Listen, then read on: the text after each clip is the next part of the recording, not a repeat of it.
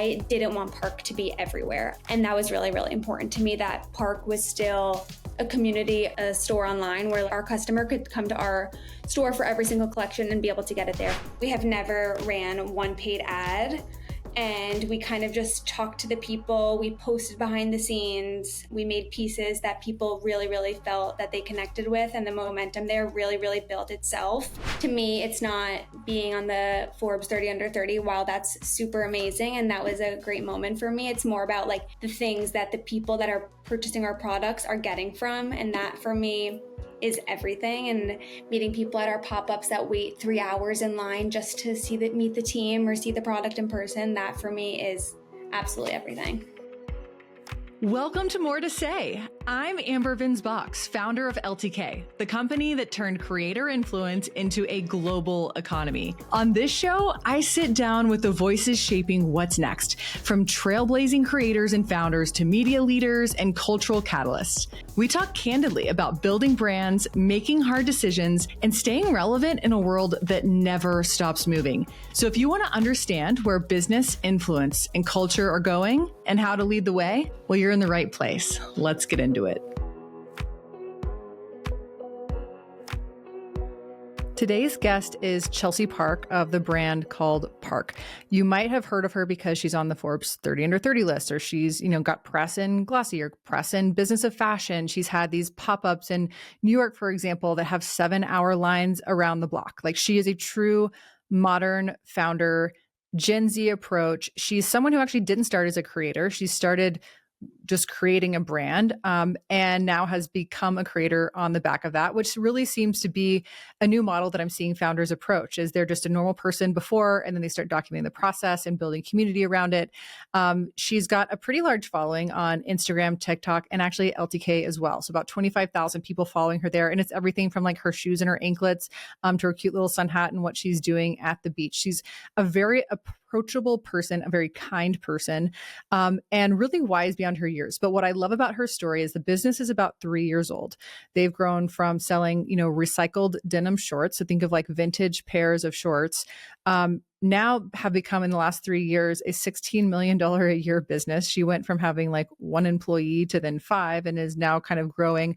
Her mom helps her in the business. This is a real live story of a girl with a dream who's built it step by step. And I love being able to share this story with you guys because it's just so real. And it's just like, it's the every girl story. And it's not like, and by the way, I got this huge injection of cash, or I had some other sort of, like step ahead. Like, this is a real story that you can really follow. She shares a lot of like wisdom, tips, like very practical things within my interview with her. And Chelsea is just a rising star and a great person. So I'm excited to have her here with you today because I think there's a lot of just really practical advice, and it's just an interesting story. So whether you're a founder in the retail space or just a consumer or someone who loves LTK or just hearing the people that interest me, I think that you're going to enjoy this episode. I would encourage you to watch it on video because Chelsea is honestly totally adorable. Her cool style really like draws through on this episode. And I just think seeing someone's face when they're talking gives you so much more. So if you can, watch it on Spotify, on YouTube, and otherwise, thank you again always for being here. And let's get started with Chelsea. Chelsea, before we jump in on your business, I want to learn just a little bit more about you and your background as a person. Where do you feel like all of this really started for you? I think it's so interesting and something I just want to note to begin with. Like, I started Parke as a person, not a creator. And I am the founder of Parke now, but more than that, I'm someone who loves creating things, connecting with people. And I truly sort of started Parke randomly. I always knew I wanted to start something, but I never knew exactly what it would be until it kind of landed in my lap. I was a college athlete. I spent a lot of my years in college, not necessarily doing the internships and the things that I feel as if a lot of people were doing. And I was sort of focused on playing sports and working on being in shape. So I never really had that time to have those fashion internships, but I was always a lover of fashion. I spent my days in class looking online at clothes instead of listening to the lectures. And that was always like my peak interest. I knew when I ended college, I wanted to work in fashion. And ultimately, you could have asked me when I was 5 years old, I wanted to create something of my own.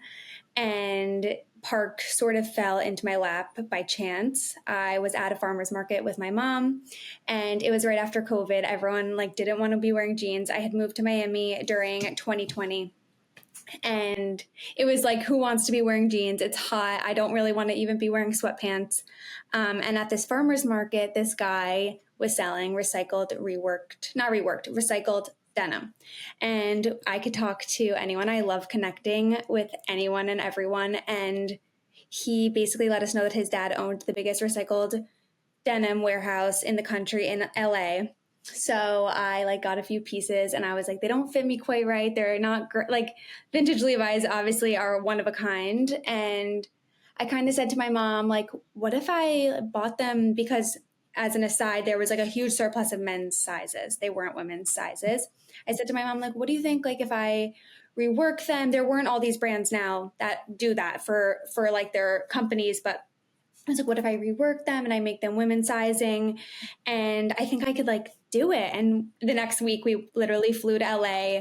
We bought 200 pairs, had them reworked into our original crossover jeans was what we launched with.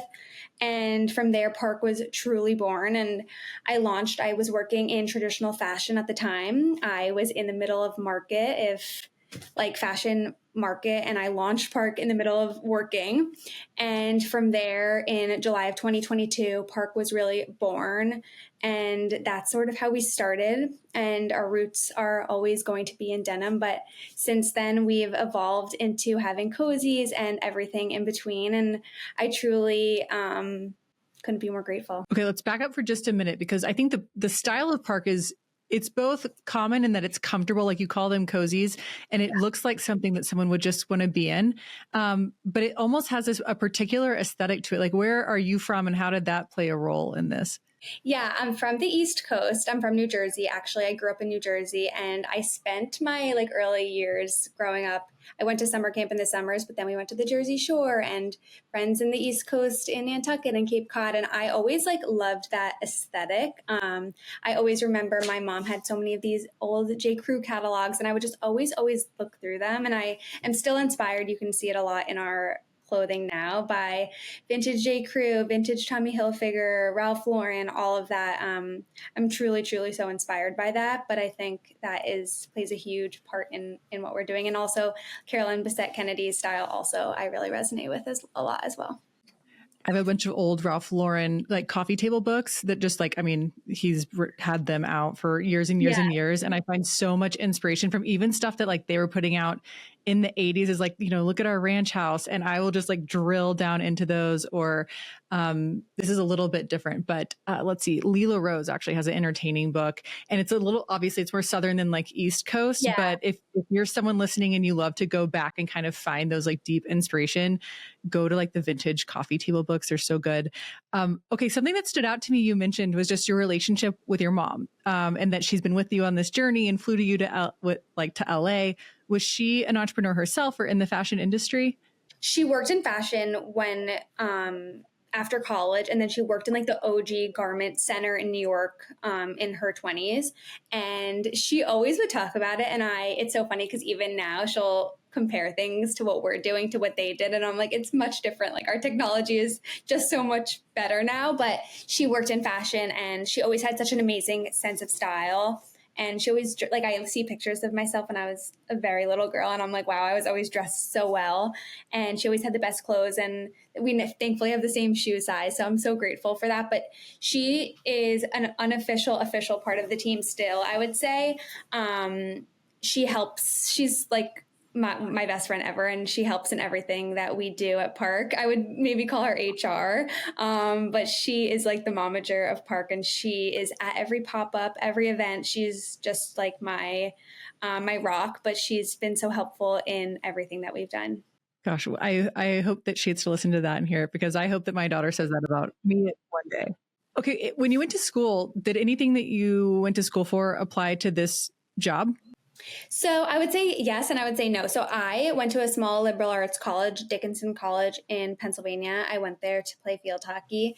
I had studied art history in college. The reason I had studied art history was because there was no traditional fashion major or anything similar at the school, and I always felt drawn to creating. And I'm very artistic as well, so I was able to do art through that.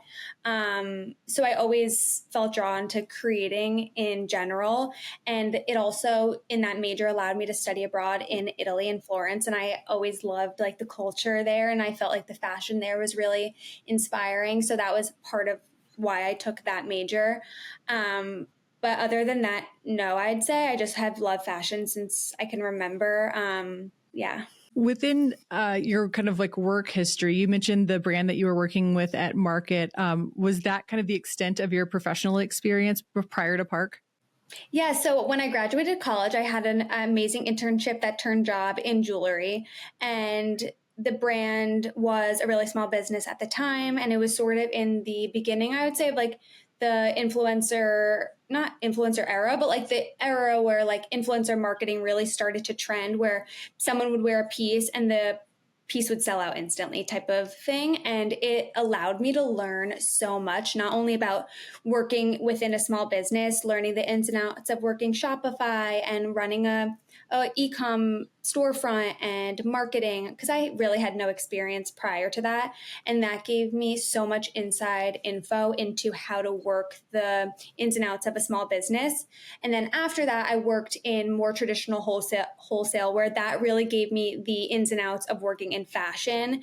And that really allowed me to learn like how a brand works, how seasonality works, how this brand is producing in June for December, or they're selling in June for December, just like really, really how business in fashion works. But what I did learn in that role was that I knew still a consumer at heart, and I know that I don't necessarily want to be buying winter clothes in the beginning of August. And I know that that really helped me in the scheme of what I'm doing now, because we at Park don't really operate on a seasonal schedule. We sort of operate on a buy now, wear now model. So that really is something that helped me in that job, as well as learning so much about the ins and outs of traditional retail and fashion. Is that something that you would recommend to anyone looking to start their business, I guess in any industry, is kind of going to get that firsthand experience?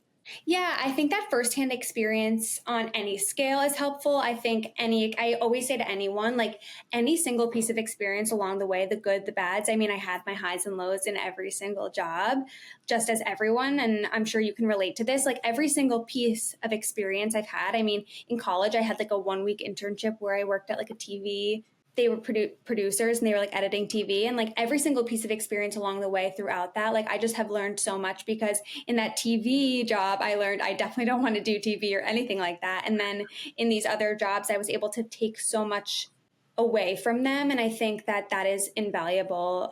Experience on any professional level is invaluable, I think.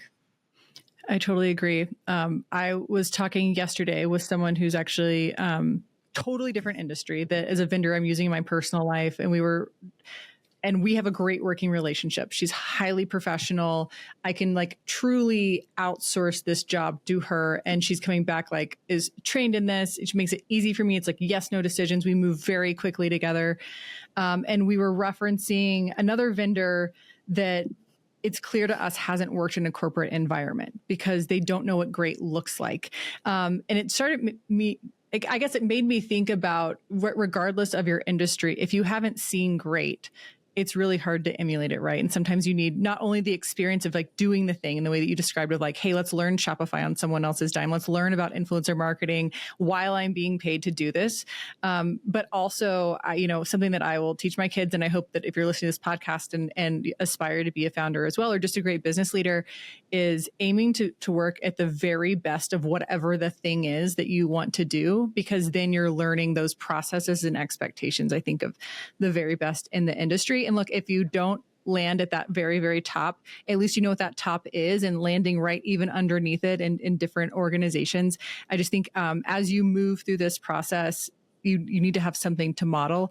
I've worked in different sides of the fashion industry, and there's been certain sides that I've worked for the very best and certain sides that I've worked for very scrappy individuals. And so my skill set is varied. But I just think, for people listening, I love your story and kind of how you were able to learn, while being paid to do so. And I think that's a step you really can't skip. Yeah. I wanted to jump to a story I read in Business of Fashion. They wrote a story about Parke, and they said, when Parke pops out, Gen Z pops up. And similarly, The Cut wrote about your brand, and I quote, "The status sweatshirt making college girls crash out." So my question to you is, how did you build a brand with such sensationalism? I think that this is obviously a question that I get very often. And I think the bottom line is that it wasn't strategic and it wasn't organic. It was, I mean, it wasn't necessarily either of those. It was a little bit of both of them. I am someone who is super, super, super intentional about what we create. And alongside of what we create, the storytelling behind it, the drop cadence, the product. But truthfully, nothing comes of that without our community. And the kind of response like that, I think, really, really happens when people genuinely connect with the brand. And I think something to note is we have never ran one paid ad. And we kind of just talked to the people. We posted behind the scenes. We made pieces that people really, really felt that they connected with. And the momentum there really, really built itself. And I think from there, like, we really, really leaned into the buzz. Like, once it started happening, but we never manufactured it, I would say. But yeah, I think it's really, really based in our community and how much they actually love the product. Did you have a demo in mind when you started, or did you find out who that demo was once the business took off? I think it's so interesting because I get a lot of people say, like, I'm my college, like, everyone's wearing Parke, and I never set out to have that be our demo ever. But obviously now we're doing a back to school drop next month. We really, really lean into it. But our demo really spans, I would say, from high school to 35. But then we also have this demo of all of these girls' moms, these young ladies' moms. And like, so we have like this 55 to 65 range because they have their daughters, and then the moms also really genuinely connect with the product. They love the denim. They buy the sweatshirts for their daughters. They love the denim. And I think that that's so cool. Something you mentioned at the beginning of the episode was that you did not launch this like as a creator. You just launched it really as a real person. And then over the course of time, shared that sort of content. Do you feel like that's the new recipe when launching a product line? I think that, as a consumer myself, I really like to connect with a story. And I think that that's transparently what happened here, that people really liked that I was not someone that had a million followers. I was someone that was just creating out of passion. And I think that's where people really connected with. And I think that's how I think it'll start to be like that a lot. But I think also there is something said about someone who is already established starting a brand because its marketing is already there for them. But so I would say probably now it's probably a little harder if you started without anything behind you, but it's still possible. And I think as long as you have the passion and you're really excited about what you're doing, that's the only thing that will help. Did you feel like it was challenging to get your mind around becoming a creator for this product and that kind of like documenting the process and telling the story around it? Or do you think that there's like a recipe that founders can apply? It's so funny because I started posting on social. Like, I always liked social media. I never thought of it as a job.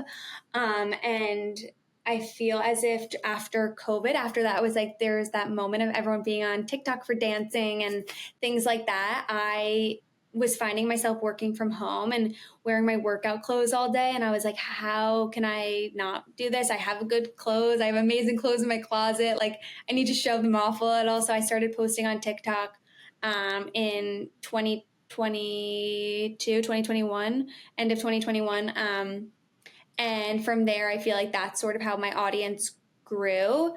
But I don't think that I necessarily sought after showing every second of what I was doing. I think it just sort of happened super organically, and I've been loving sharing everything that I do. It's been such a joy, and I wouldn't change anything for the world, to be honest.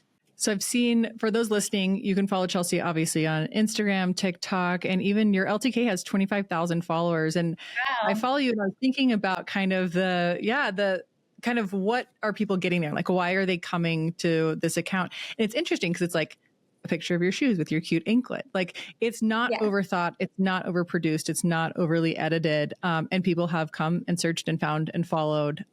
So those are great outlets to go check out what Chelsea's doing and see how she's kind of storytelling. Okay.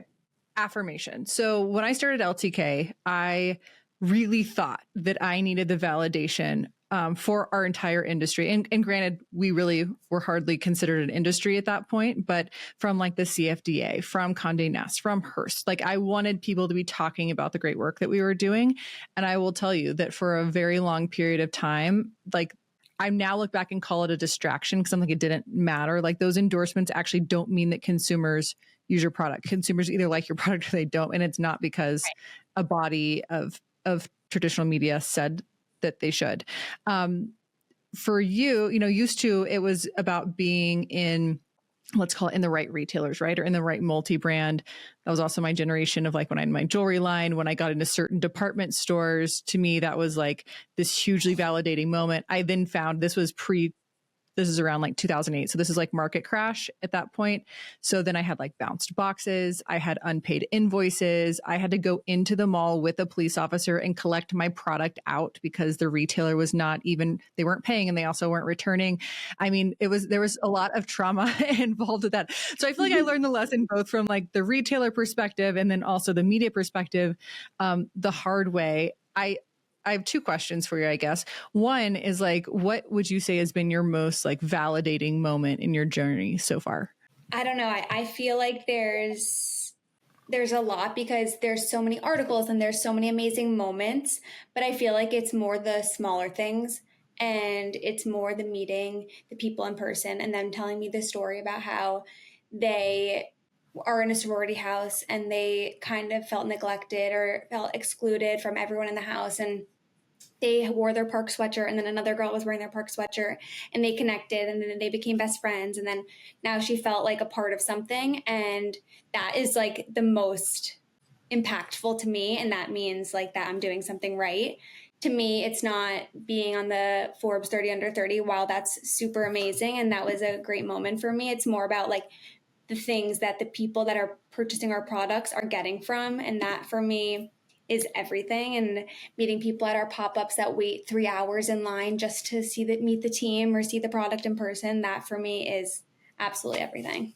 Okay, I really want to talk about the pop-ups because I can imagine as a founder, both, getting the pop-up together, all the work that goes into making sure that like the physical formation of your brand, the physical experience, the tangible proof of the brand is right.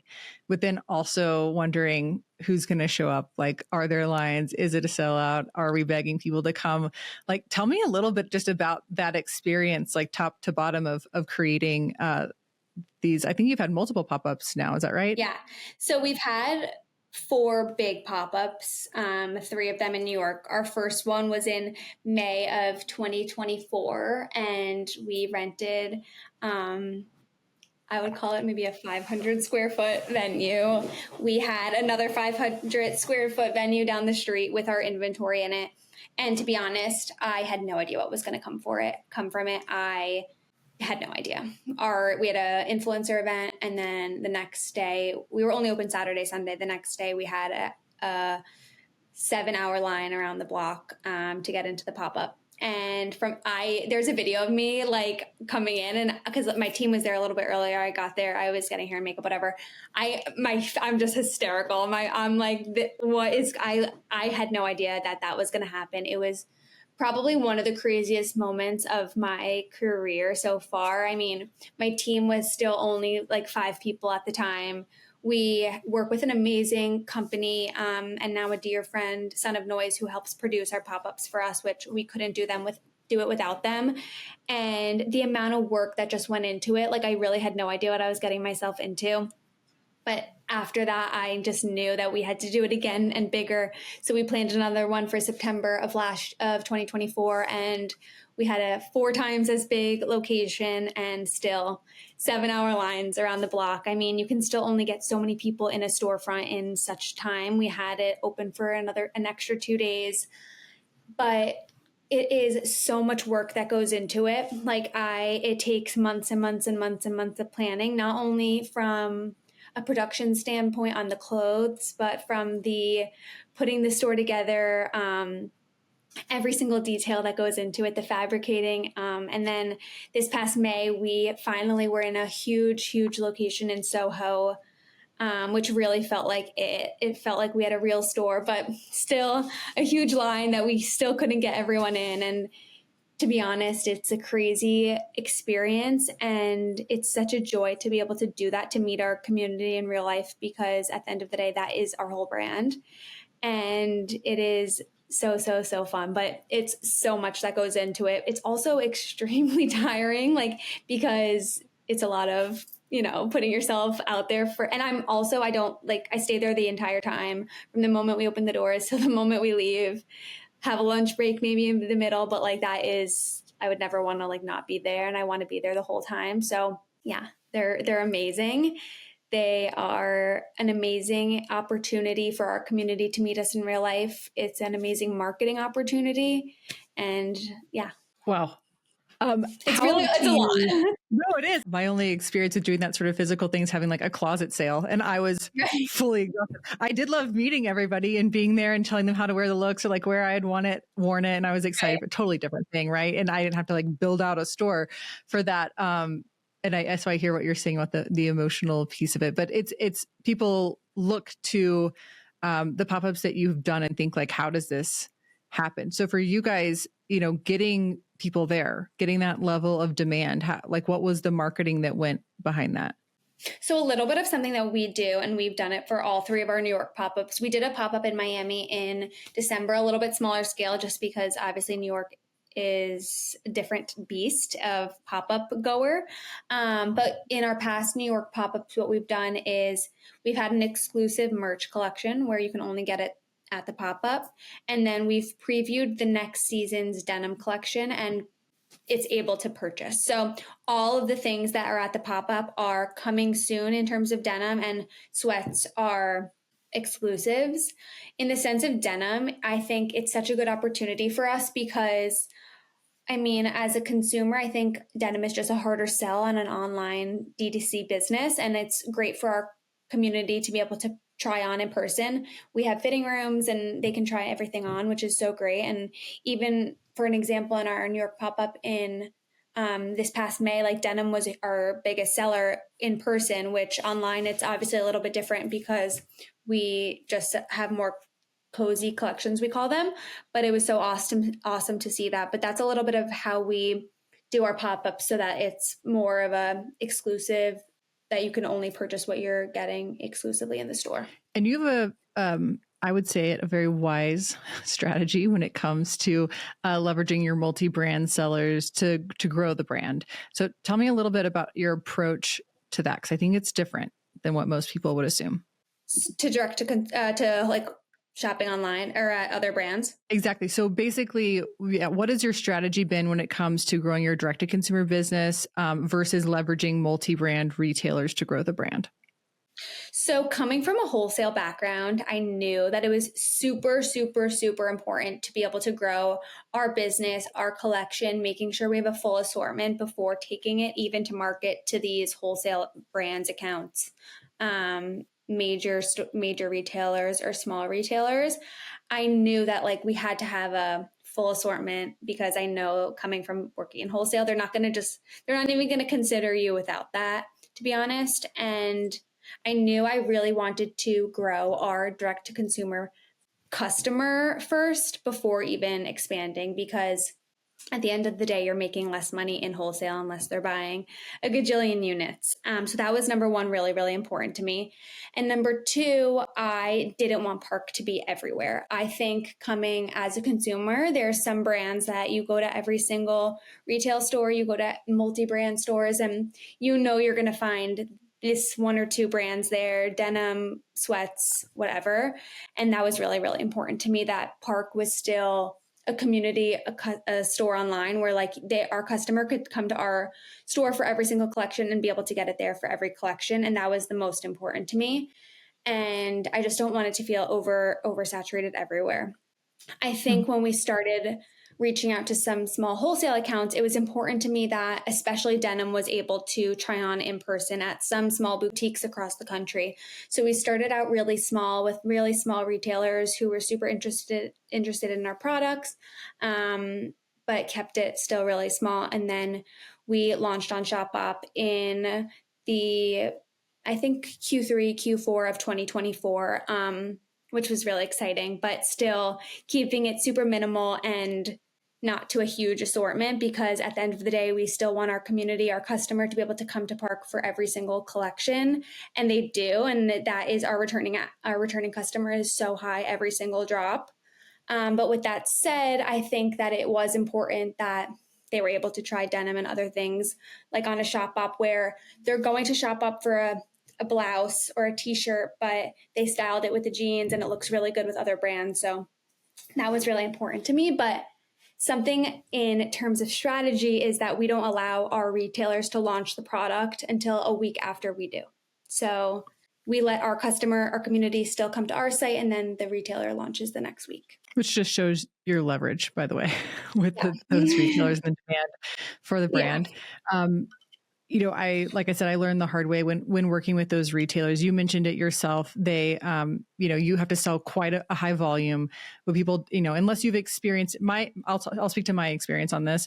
The terms are not great. You're fronting a lot of money, a lot of time, a lot of risk. And then there's still risk on the back end, and there's chargebacks if you mark the box wrong, or if it ships to the wrong thing, or they don't like how it's packaged. And not only are those things expensive, but then the people to manage all of those things for the different retailers also becomes very expensive, and then managing all the billing. And so I think building a healthy D2C business is honestly very healthy for many reasons, allows you to stay very lean. But I share all of that for those aspiring to go into multi-brand. The other way I've seen multi-brand go wrong is they have certain things that are expectations for their customer. And I've seen creators who launch too soon into a multi-brand. That becomes 90% of their business. And then multi-brand's like, you're going to make dresses and they're going to be this quality fabric and they're going to be this price point. And all of a sudden the multi-brand is directing who you are as a brand versus you actually having a collection and identity. And then they are gaining like a piece of that. And so that's my other kind of cautionary tale to people creating brands is know the influence that they can and will have on who and what you produce and at what quality level as well. Because one of the things I've heard you say is how proud of the product that you are. And certain retailers want to hit a certain price point. And so they will start to change. Or maybe I've even seen retailers take over manufacturing for your line, but for their store. And then all of a sudden you have a lesser product in a mass retailer and so that customer experience then damages your actual experience. It's interesting when I look out at the marketing element of this. So Park obviously resonates with creators. And so we see that there are, over 350 creators who are actively creating content right now about Park, all organic on LTK. There's an original piece of content created about Park every 3 hours on LTK. And then consumers are actually clicking through to your website every 2 minutes around the clock on LTK. So not only are the creators loving it, their audience are loving it as well. But it's interesting when I look at the numbers because there's almost twice as many creators creating and then deciding to link it to you versus deciding to link it out to the multi-brand. So even through your creator strategy, that's pulling through as far as like where the traffic is going. Can you tell us a little bit more just about how your approach to your creator marketing strategy? Yeah, I think the truth of it all is that we really focus on real relationships, not just the reach of the creator. I really, as myself, as the founder of the brand and as a creator myself, I really try to build these like really authentic connections with people who are using the brand or have never tried the brand. And I think it's whether they have 5,000 followers or 2 million followers. That's really important to me because I think that those doesn't really matter how many followers you have. If you're creating about the brand, it's really important for me to feel connected to them and also for them to feel connected to the brand. And I think that's like a huge, huge thing in this next level and phase of marketing, in this next world of creating. And I think that we've never ever done paid influencer campaigns, and I think truly the pieces speak for themselves. And we've been lucky that so many creators want to support what we're building, not just do an ad for a brand. And I think we really, really approach it more like a community than building a strategy.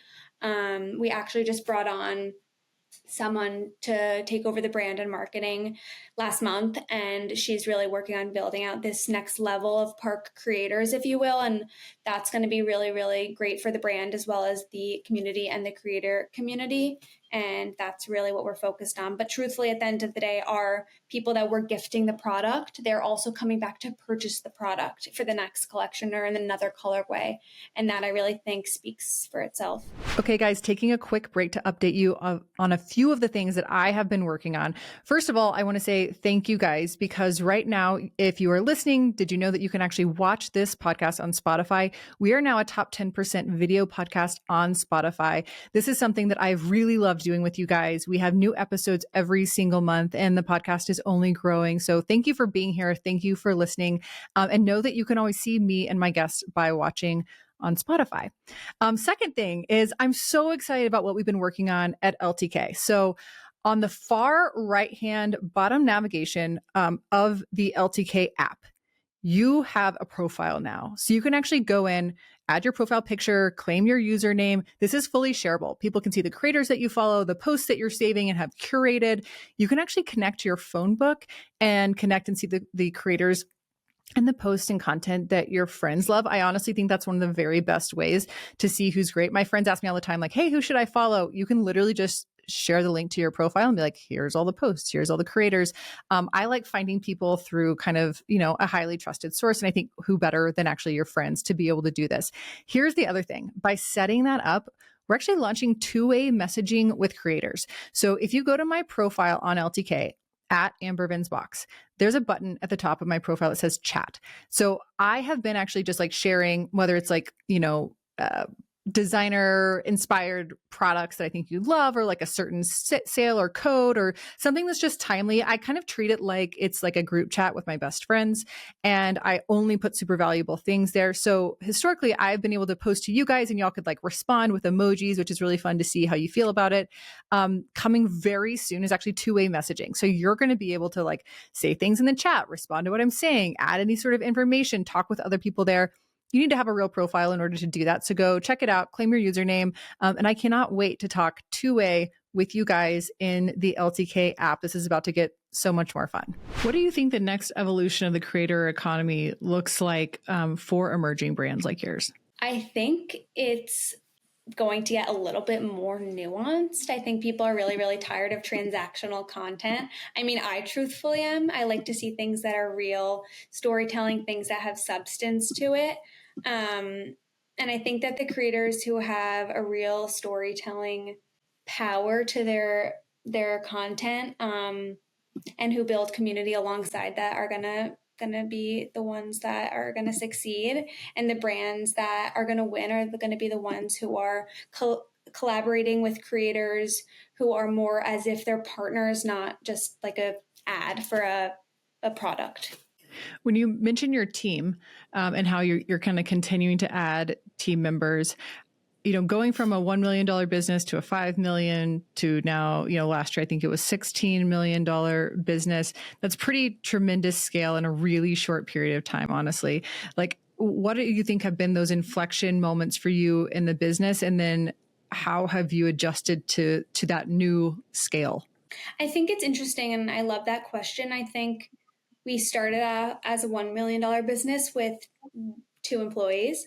We got to a $16 million business with 5 employees. And now we're just continuing to hire for weaknesses where we don't have, and to create this sort of dream team. I am so beyond energized by the team that we currently have and that we're building in this next phase of Parke, if you will. I feel like truly I'm building like this dream team of people that are not just starting, people that have had experience who can also help us grow and succeed in areas where I maybe don't even have the background in, or I don't even know about. I don't necessarily know about some marketing strategies, and this person can tell me this, and this, and this. I need this app, or a data analyst who can build in AI features into my website or customer service or everything to strengthen the business. And I think I'm just so excited about this next phase and where the brand is headed, because I really feel like we have this dream team behind us. So what would you say is your tip for hiring? Because that can be such a big challenge for so many people. Yeah. I think at first, the number one person, if you're a one person team, the first person you need to hire is for your weaknesses, for your weakness. I really started the brand with my sister-in-law, who is the now president and COO. She is organized. I am not. I am creative. She is not. And we complement each other in ways where I think it was really important that I knew I needed her alongside this journey. And I think that is like my number one tip for like necessarily maybe your first hire. I think after that, anyone that will really help you along the way for a startup, I think grit is really important. You don't necessarily need to have all the tools, but as long as you're gritty and you're scrappy and you work really hard, I think that that's really important. One of my first interns, she's still with us. She is now no longer in college, and she has done everything under the sun, and she is an all-star, and she's now our community manager, and she does it really all. And I think that it's so important to find people like that along the way.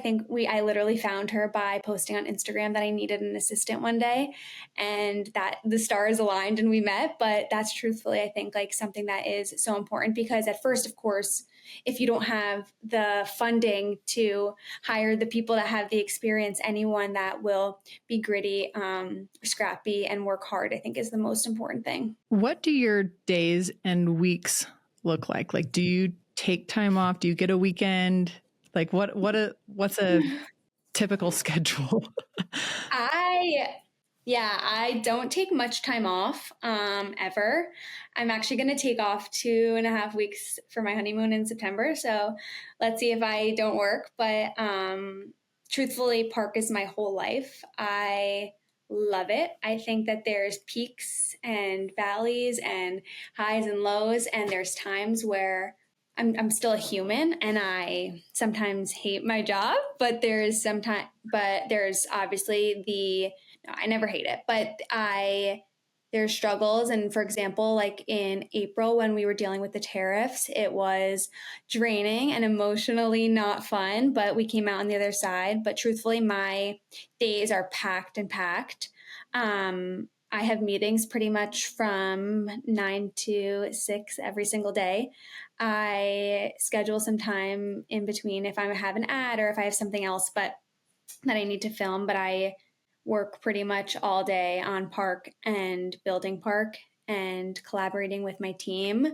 On the weekends, I try to unwind, but I still definitely work a little bit, I would say. Yeah, for sure.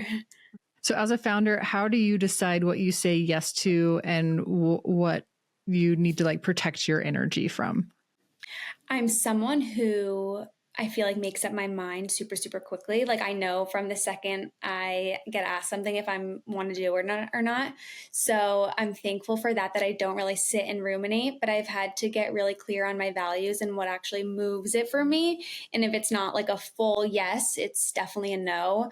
If it's not going to help me in any way, or if I have something that's more important for Park than my influencing career, if you will, I'll say yes for Park. But if I have something that'll help me grow personally, and I have a slow day or slow morning or slow afternoon for Park, I'll say yes to that.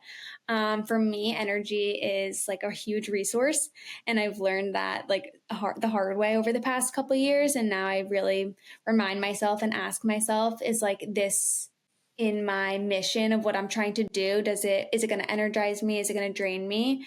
I travel back and forth from Miami to New York a lot for work. Half my team's really in Miami, half's in New York, and some in LA. But and do a lot of that. But there's, the layer of founder and creator. So sometimes there's the pressure to show up for both of those things and beyond. But I've learned to really draw the boundaries and not necessarily jump at every single opportunity if it doesn't feel aligned and protecting my time. A few quick questions for you.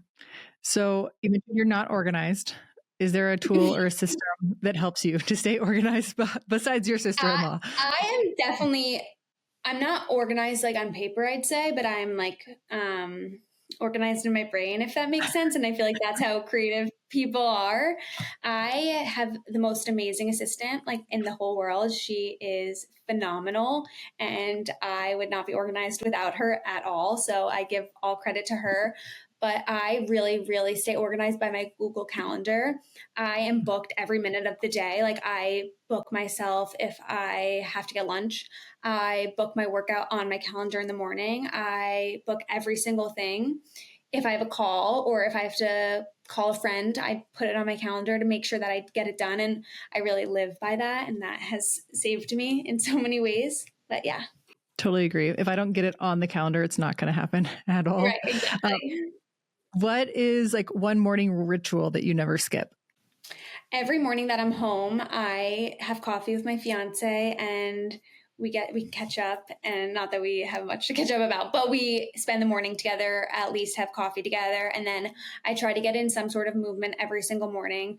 After being an athlete and working out my whole life, I really carry that with me now. If it's not a full workout, if it's a walk, or I go to yoga, or me and my friends go for a walk after work if I can't get necessarily something in the morning. But movement for me is really part of my daily ritual, if not morning. It's interesting with the college athlete piece of it. I have a friend who's a college athlete, and her doctor was sharing with her lately that she was like, look, for your whole life, your body has actually depended on that workout for your like serotonin or your dopamine. Yeah. And they were like, since you have been working out less, like your body's trying to find ways to compensate. But I just thought it was really interesting about how obviously all the work that you've done over your entire life, your body sort of like depends on it and needs it at some Crazy. level. So, okay, are you a Google, like a Chat GPT girl? What are you using these days? I like rely on ChatGPT really heavily. I think it's a great tool. I mean, I think in some capacity, like obviously don't lean on it too much, but I think it's a great tool in the sense of business. And I think that it's the future of what we're doing. I think that people, if they're writing an email or something with ChatGPT, they should make sure that they edit it a little. Or sometimes I get DMs and I know that they wrote it on ChatGPT. But I think that it is amazing. And I ask it every single thing from things that are personal to something about freight. I don't know, everything. I was gonna say, what was the last thing that like business related thing that you searched on ChatGPT? Something about, I think it was like something with freight delays or something. Yeah. Love it. I know. I'm like, that would be the ultimate hack. Hopefully no one ever does. But like the spectrum of things, I'll like send it my kids like boo-boos on their arms. I'm like, how bad is this really? Like, what do I do now? I know. All the way through, simple things like that about business. What is a piece of advice that you would give yourself from 5 years ago, your 5 year ago self? It's crazy because I would probably just tell her to cherish every second of what life looks like right now, because 5 years ago I didn't really have that many responsibilities. I would say it's about to get really, really busy. Life's about to get really full, really different in the best way. Don't rush, be really present. I think I always found myself like looking to the next thing, and I still do. But even especially working in so far in advance, like we're working on summer 2026 right now, and it's like, no, we are in summer 2025. So I really try to stay present on what's going on as much as I can. And I would make sure to remind my 5 year younger self that. Okay. Surprise question for you. And this is the last one. What is something that you have learned lately? It could be about life, business, an aha moment, a new hack that you're using, something like a piece of wisdom. A piece of wisdom. I always carry, this is just something that I always carry with myself that I like to share, is don't analyze the room. I try to not compare myself to someone else that maybe has the same trajectory. We're all different people, and my life could be super different to someone else's. And I really, really always try to not compare to anyone or anything. And that's been really important in this career so far. Something that I always remind myself, and my mom always reminds me, is just to be nice. Being nice goes the longest way. I think that could be to your barista, your yoga instructor, the person who's cutting your hair, anyone. And I think your team, your teammate, your mom. And I think that that's so important. It has nothing to do with business. I mean, in business, being nice is important too, but being nice is the most important thing for me ever. What a wonderful way to wrap it up. Chelsea, we're obviously going to be following you for a very long time and are so excited about your trajectory. It's such a compelling modern story and with a great founder and person behind it. So we're cheering for you, and thank you for saying yes to this opportunity and giving us some of your energy today. Thank you guys so much. And Amber, thank you. I'm so excited to have connected, and I'm excited to stay in touch. You can listen to More to Say on Apple Podcasts, Spotify, or wherever you get your podcasts. And I'd love to hear from you. Share your comments and questions in the reviews section, or you can reach me at Amber Venz Box on LTK, Instagram, or LinkedIn.